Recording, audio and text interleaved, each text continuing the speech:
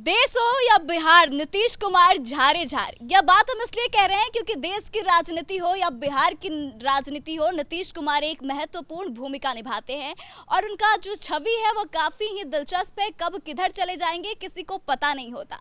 अभी काउंटिंग चल रही है, सीटों का अनुमान और रुझान जो कहे सामने आ रहा है, लेकिन इसी बीच बड़ी खबर निकल कर आ रही है कि नीतीश कुमार कुछ भी कर सकते हैं और नीतीश कुमार को पीएम पद के लिए ऑफर भी किया गया है। और अगर ऐसा होता है, वह यह ऑफर स्वीकार कर लेते हैं तो सरकार बदल भी सकती है और परिणाम जो है काफ़ी अलग देखने को मिल सकता है। तो क्या कुछ पूरा मामला है, आइए जानते हैं। हमारे साथ सीनियर जर्नलिस्ट सरोज सिंह जी है। सर, क्या लगता है जो खबरें आ रही हैं उसमें कहाँ तक सच्चाई है कि नीतीश कुमार को पहले नंबर की कुर्सी ऑफर की गई है? देखिए आत्मा जी, अभी जो रुझान है वोटों का और जो सीटें आई है, इतना तय है कि बीजेपी के सामने संकट है और बीजेपी अभी भी आशावान है कि हम सरकार बना लेंगे। जोड़ तोड़ चल रही है। अमित शाह सब जगह फ़ोन कर रहे हैं, उनको चंद्रबाबू नायडू से भी उनकी बात हुई, जीतन राम मांझी से भी उनकी बात हुई है, तमाम सहयोगी दलों से वो बात कर रहे हैं।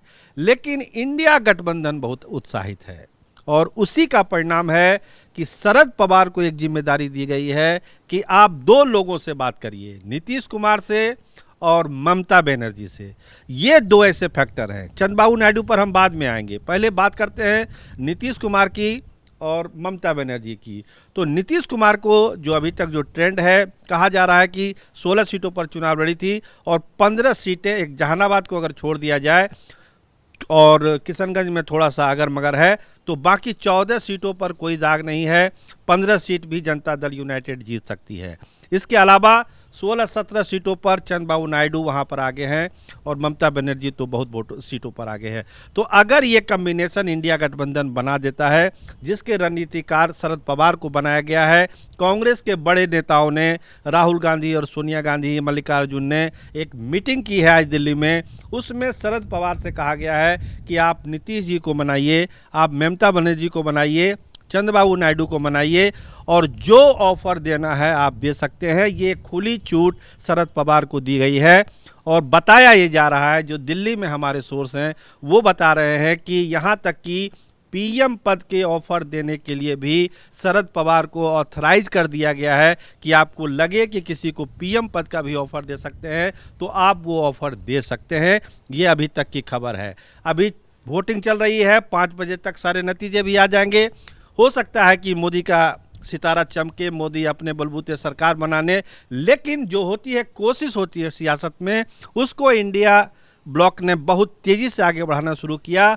और नीतीश कुमार का जिस तरह से ग्राफ बढ़ गया देश और दुनिया में, जैसा आपने कहा, झार झार शब्द आपने यूज किया है, देसी वर्ड है, बिहार में बोला जाता है झार झार। तो नीतीश कुमार जिस तरह से झार झार हुए हैं, उससे उनका कद एक बार बिहार के सियासत में काफ़ी बढ़ गया। एक समय था जो कह रहे थे कि अब अप्रासंगिक हो चुके हैं, लेकिन ज़बरदस्त होता है ना कम बैक करना, वो नीतीश कुमार ने कम बैक किया इस लोकसभा चुनाव में और अब लगता है कि एक बड़ा फैसला नीतीश कुमार ले सकते हैं। सर, क्या लगता है, जैसे कि नीतीश कुमार को लेकर कहा जाता है काफ़ी कुर्सी से प्रेम है उनको और प्रधानमंत्री बनने का उनका कहीं ना कहीं सपना भी था, तो अब इंडिया अलायंस की तरफ से अगर उनको यह ऑफर किया जा रहा है तो क्या लगता है वो सोचेंगे कि हाँ हमें जाना चाहिए उस साइड? थोड़ा पीछे चलिएगा, जब इंडिया ब्लॉक बन रहा था जिसकी बुनियाद ही नीतीश कुमार ने रखी थी और फ्रेम में क्या था कि नंबर 1 की कुर्सी पर नीतीश कुमार को पहुंचना है, लेकिन इंडिया ब्लॉक की जो अपनी सियासत हुई, खटपट हुई, उसमें नीतीश कुमार को बाहर आना पड़ा। तो अब एक बार फिर से कहानी पलट गई कि नीतीश कुमार के बिना इंडिया ब्लॉक की सरकार नहीं बन सकती है। जैसे बिहार में होता है ना, बिना नीतीश कुमार की किसी की सरकार नहीं बन सकती है। उसी तरह देश के स्तर पर है कि अभी जो आंकड़े हैं उस हिसाब से नीतीश कुमार के बिना सरकार नहीं बन सकती है। तो नीतीश कुमार बराबर इस तरह के डिसीजन लेते हैं, आपने खुद कहा। और एक चीज़ आप गौर करिए तेजस्वी यादव के लेके, उन्होंने कहा था कि एक बड़ा फैसला करेंगे और वो बड़ा फैसला बिहार के लिए भी हो सकता है, वो बड़ा फैसला दिल्ली के लिए भी हो सकता है। आज ही मनोज झा का एक बयान आया है, अभी तुरंत 1 घंटे पहले मनोज झा ने कहा है कि नीतीश कुमार एक बड़ी लकीर खींचेंगे देश की सियासत में।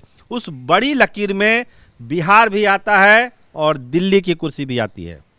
सर एक बात तो कहीं ना कहीं कह सकते हैं कि कल तक जो नीतीश कुमार पे ये खतरा मंडरा रहा था कि बीजेपी उन्हें बाहर कर देगी और अप्रासंगिक हो गए हैं, तो क्या लगता है कि अभी भी बिहार के लोगों में उतने ही रेलिवेंट है नीतीश कुमार?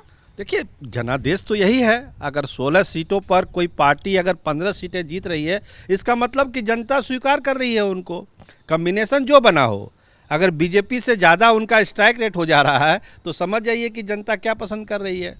जिन परिस्थितियों में जीता, भले भाजपा के सहयोग से जीता तो तिरछा।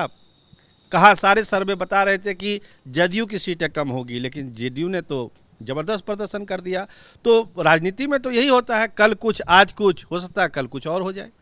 सर एक खबर और निकलकर सामने आ रही है कि नीतीश कुमार से सम्राट चौधरी ने मिलने की कोशिश करी है, लेकिन नीतीश कुमार ने मना कर दिया। तो क्या वजह रही होगी इसकी और इसमें कितनी सच्चाई है? देखिए, अब इस खबर की पुष्टि होनी है। सम्राट चौधरी जरूर गए होंगे मिलने के लिए, और हमको नहीं लगता कि उसको किसी ने मना किया होगा, क्योंकि नीतीश कुमार बहुत ही मंझे हुए राजनीतिक खिलाड़ी हैं। एक एक चीज़ बड़े सहमे हुए से करते हैं, एकदम सधे हुए अंदाज में करते हैं।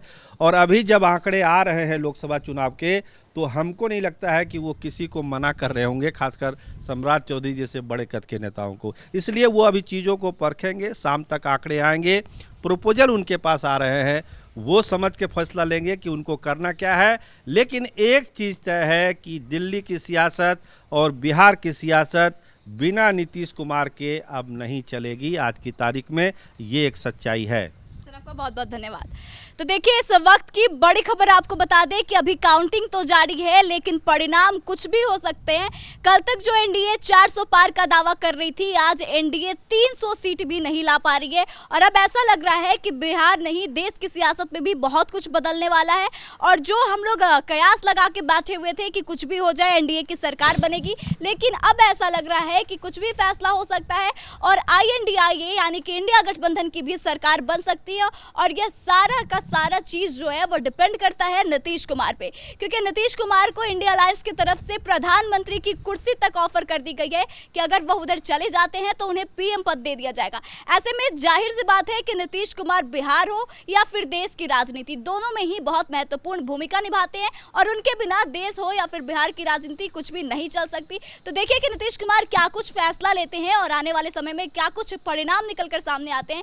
लेकिन आपको क्या लगता है, क्या वाकई में ऐसा होने वाला है, नीतीश कुमार फिर से पलटी मारने वाले हैं? आप कमेंट करके अपनी राय जरूर बताएं। वीडियो अच्छी लगी हो तो शेयर करें और आगे के तमाम अपडेट्स के लिए बने रहे हमारे साथ। देखते रहे कैपिटल TV बिहार। धन्यवाद।